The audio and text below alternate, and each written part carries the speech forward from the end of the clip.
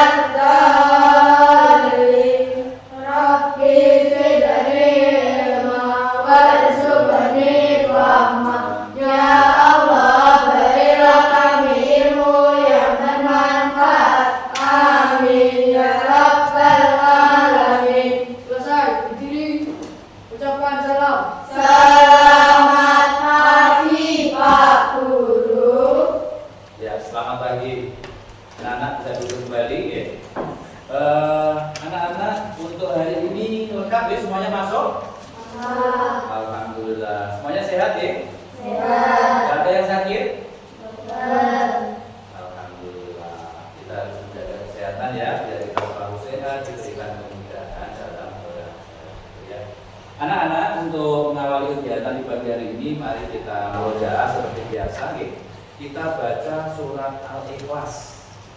Mari kita tahu dulu bersama-sama.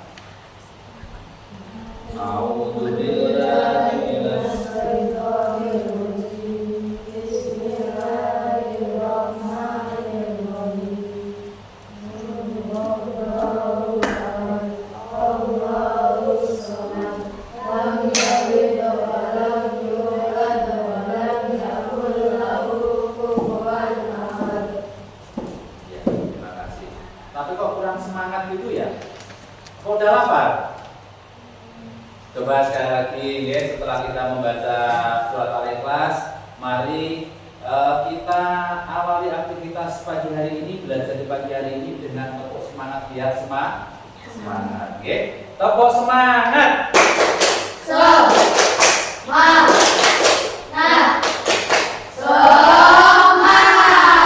Ya, sudah semangat? Ya. Jadi kita belajar itu harus semangat. Iya. Mohon maaf ya, anak-anak, pagi hari ini kita akan belajar P5. Kalian tahu P5? Tahu nggak? Apa itu P5? Proyek penguatan profil pelajar Pancasila. Ya. Kita belajar P5 ya, proyek penguatan profil Pancasila atau P5. Ya. Apa itu gaya hidup berkelanjutan? Jadi gini ya anak-anak, gaya hidup berkelanjutan adalah pendekatan hidup yang bertujuan untuk menjaga kelestarian lingkungan dengan memanfaatkan kreativitas dalam daur ulang, membantu mengurangi limbah dan dampak negatif terhadap bumi. Nah, paham ya dari teks ini ya? Jadi gini anak-anak, setiap sampah bahan bekas yang sudah tidak dipakai, ini kita memanfaatkan kreativitas ini. Makanya anak-anak harus bisa memanfaatkan barang bekas itu untuk hal-hal yang bisa dimanfaatkan. Itu ya. Biar apa? Biar tidak mengotori bumi, apalagi nih buang sampah di sungai. Itu tidak diperbolehkan. Gitu ya. Iya. Gaya hidup berkelanjutan melibatkan penggunaan sumber daya secara bijaksana dengan meminimalkan dampak lingkungan dan memastikan keseimbangan ekosistem untuk generasi mendatang. Jadi efek daripada sampah, apalagi sampah anorganik, plastik-plastik, itu kan kadang kalau kita buang sembarangan, akhirnya kalau kita buang ke sungai, sungai airnya juga tercemar di sini. Oke, ke tanah, nanti tanahnya pun juga tercemar. Kemudian apa itu sampah?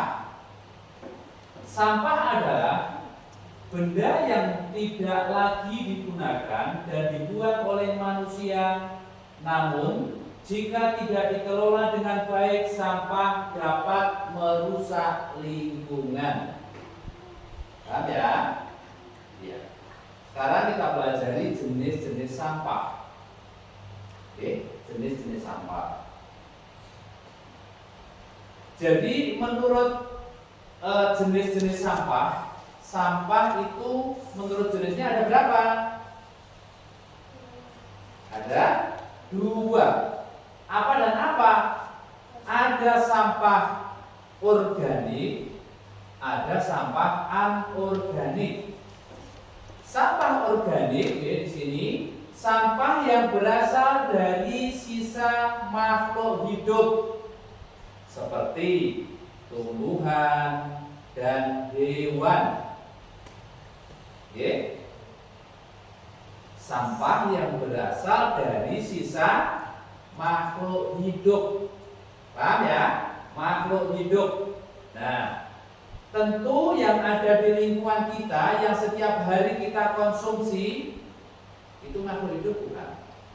Kalau ibu nyayur, sayurnya dari apa? Tumbuhan. Tumbuhan makhluk hidup bukan? Makhluk hidup ya.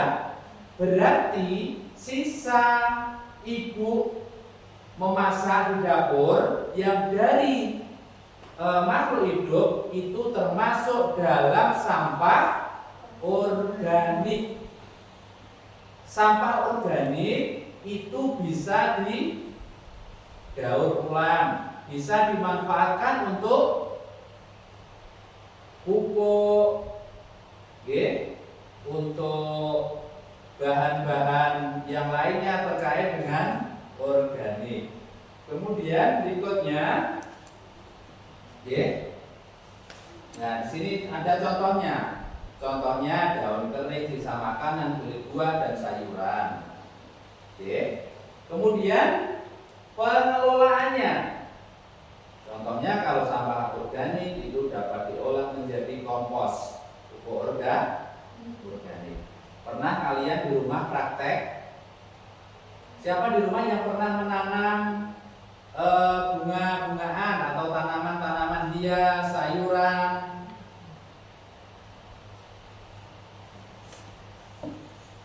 Pernah?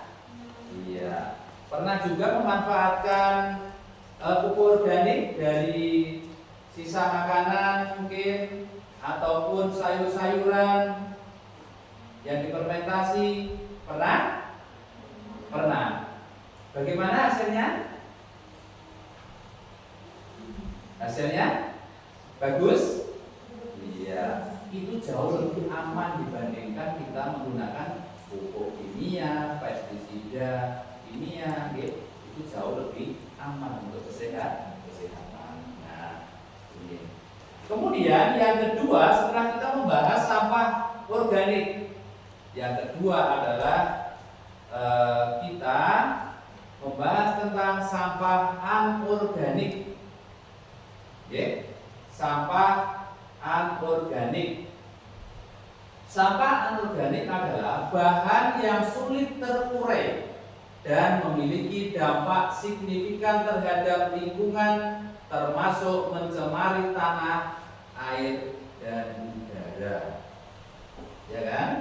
Nah, makanya membuang sampah anorganik tidak boleh sembarangan tempat, dibuang di tempat sampah.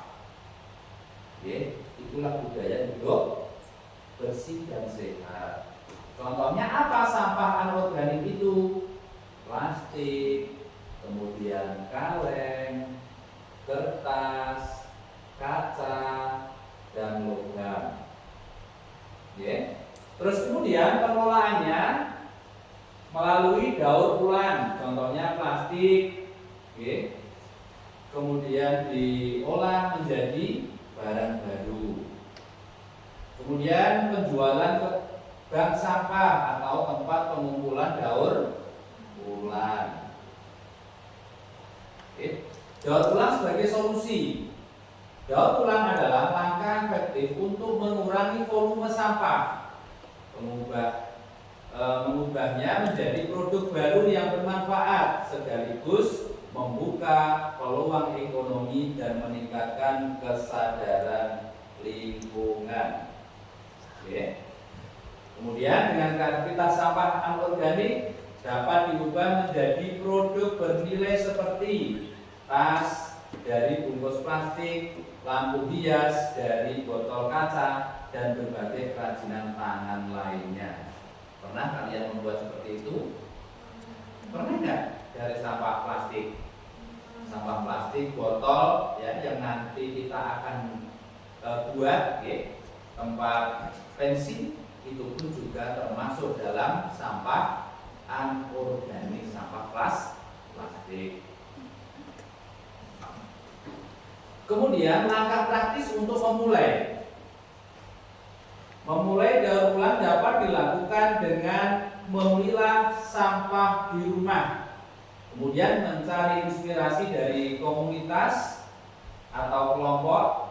Kalau kalian dalam anak-anak, kelompok bermain kalian, teman-teman kalian biasanya suka membuat mainan dari sampah plastik, ya kan?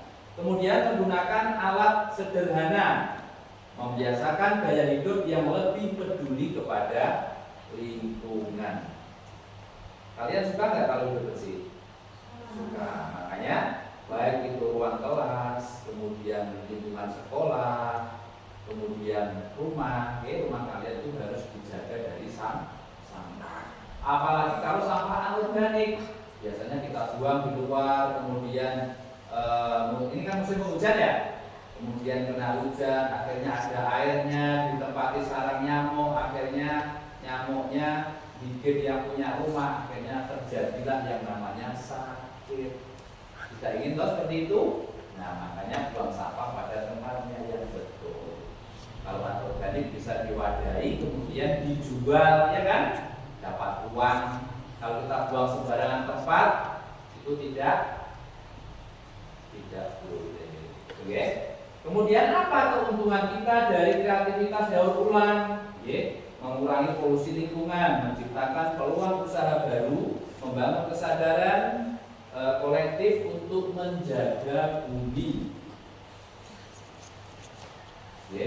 Ayo mulai dari sekarang, mari jadikan daur ulang sebagai tantangan kreatif dengan membuat satu produk untuk menginspirasi banyak orang. Iya. Dengan terus berkreasi dan mendukung upaya daur ulang, kita bisa menjaga lingkungan dan memastikan masa depan yang lebih hijau dan berkelanjutan untuk semuanya.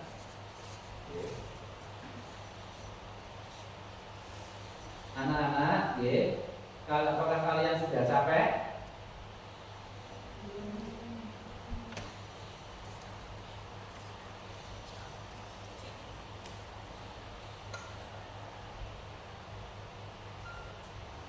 Capek belum? Belum. Ya. Ayo coba semuanya berdiri dulu. Kita bikin dulu, biar kita lebih fokus dalam belajar. Kalian bisa lebih luasa untuk bergerak, tangan, kaki. Iya. Siap? Siap, anak? Iya. Sekarang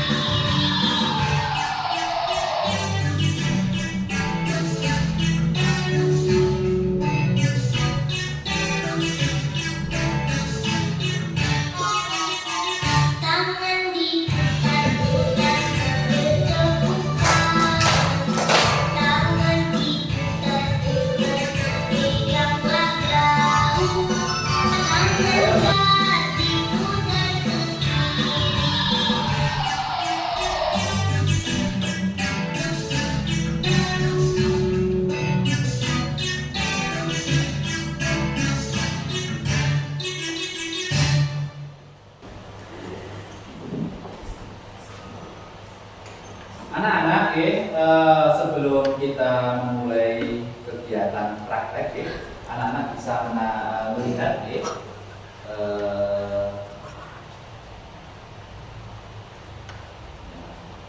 tutorial cara mengolah bahan bekas. Bisa dilihat.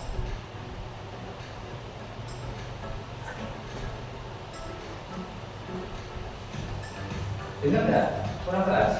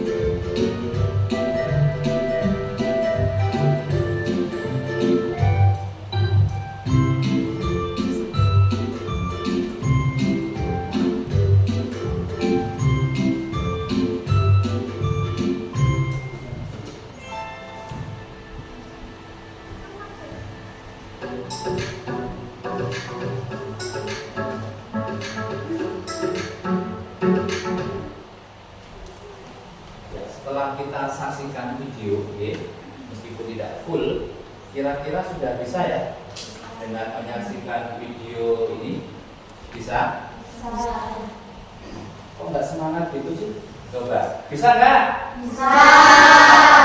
Alhamdulillah, dari kalian hebat, kalian luar biasa, ya. Coba anak-anak, kemarin sudah diinformasikan kan sama Pak Diarto untuk membawa bahan sampah bekas. Ya kan, sampah bekas untuk kita jadikan barang yang bisa bermanfaat. Kalau botol seperti ini, ya, botol seperti ini di rumah biasanya digunakan untuk apa? Botol bekas seperti ini di rumah digunakan untuk apa? Untuk wadah air minum. Tapi kan biasanya kalau sampah di rumah banyak ya botol seperti ini ya. Nah, daripada pensil, kemudian bolpen itu berceceran, akhirnya ketika kita butuh untuk menulis bingung mencari, ya kan? Ini dia pensil itu tadi kan itu. Iya.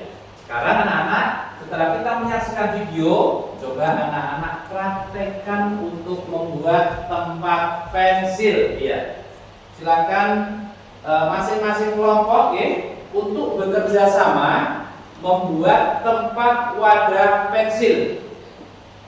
Nah, nanti bisa ditaruh di rumah, di kamar, di ruang belajar gitu ya. Ayo, coba langsung bisa membuat. Ya. Ya, ada yang memotong botol, terus kemudian ada yang mengelem. Ya, kerjasamanya, ya, ayo semuanya saling membantu untuk kerjasama.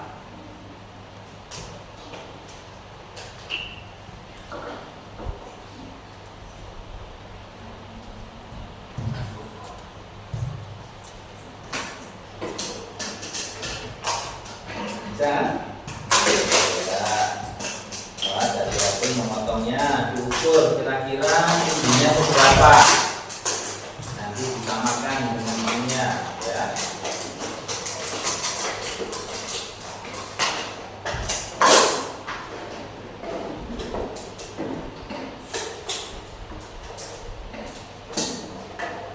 Kemudian ada yang memotong kain flanel. Kain flanelnya yang berbeda biar kelihatan menarik.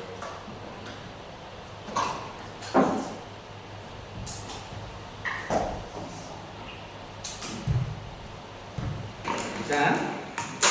Ya, hati-hati memotongnya, diukur kira-kira tingginya berapa. Nanti disamakan dengan ininya, ya.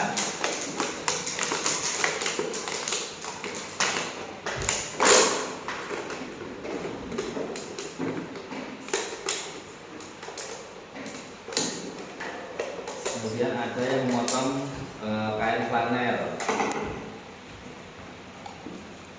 Kain flanelnya yang berbeda biar kelihatan menarik.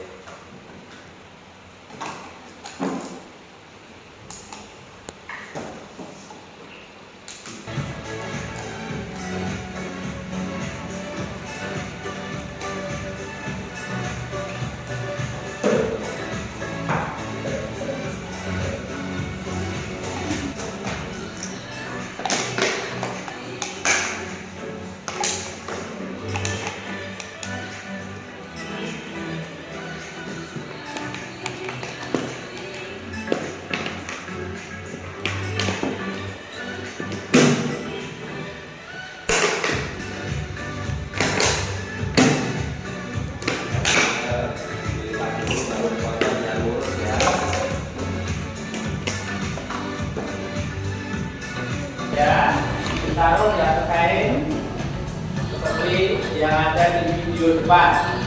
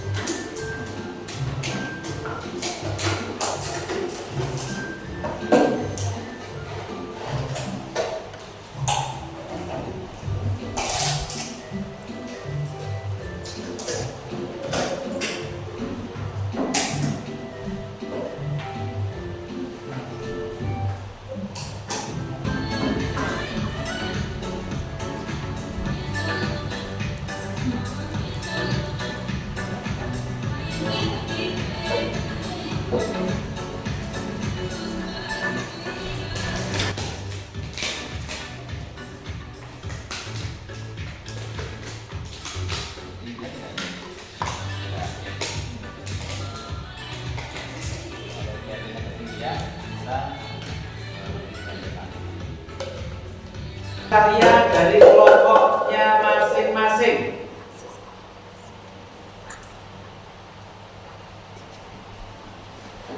Ya, jadi setelah kita selesai membuat karya dari botol bekas, masing-masing kelompok untuk mempresentasikan, menampilkan hasil karyanya di depan kelas. Siap? Iya. Anak-anak nanti harus bisa menjelaskan ya, hasil karyanya itu dari bahan apa, kemudian bahan yang dibutuhkan apa saja, kira-kira proses pembuatannya lama atau tidak, sulit atau tidak, nanti bisa disampaikan ketika presentasi depan kelas, biar temennya yang kepengen membuat seperti kalian nanti bisa dibuat di rumah. Oke? Iya. Langsung saja mulai dari kelompok 1, bisa maju ke depan. Ya, kelompok 1, ya maju ke depan. Ayo bertiga maju ke depan semuanya. Langsung disampaikan.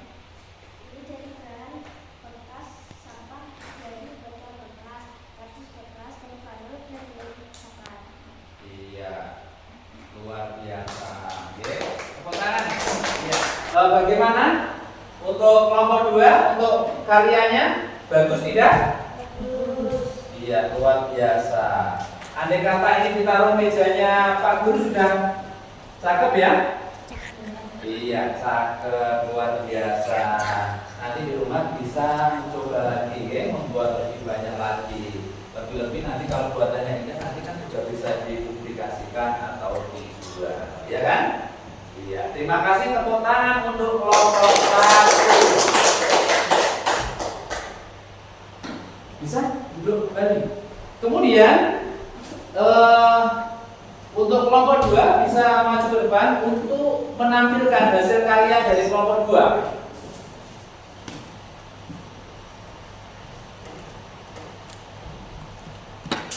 Ya, langsung bisa ditampilkan, terus sampaikan kepada teman yang lainnya. Ayo. Terbuat dari botol bekas, terus kain flanel, kardus bekas, lem. Coba kira-kira modalnya habis berapa ya kalau membuat seperti ini? 3.500 cukup? Iya. Umpama ini dijual laku nggak? Kira-kira berapa harganya? 10.000, 15.000? Iya, 10.000 ya. Tepuk tangan ya untuk kalian. Good job. Good job ya. Luar biasa.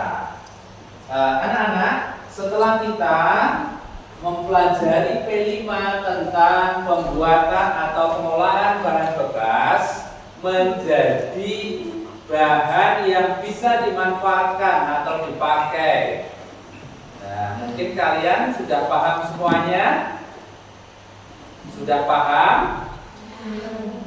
Paham ya? Seandainya nanti membuat lebih baik, lebih indah lagi, mampu bisa? Iya. Coba kira-kira ada hal-hal yang perlu disampaikan? Mau ditanyakan? Silahkan bertanya. Ada nggak? Tidak ada? Iya. Kalau tidak ada, saya rasa cukup ya untuk pembelajaran pertemuan di pagi hari ini. Cukup? Iya. Terima kasih anak-anakku, kita sudah belajar bersama. Semoga ilmu yang kita dapatkan senantiasa bermanfaat bagi kehidupan kita nanti. Saya kira cukup dari Pak Jarto. Saya akhiri sekian. Wassalamualaikum warahmatullahi wabarakatuh.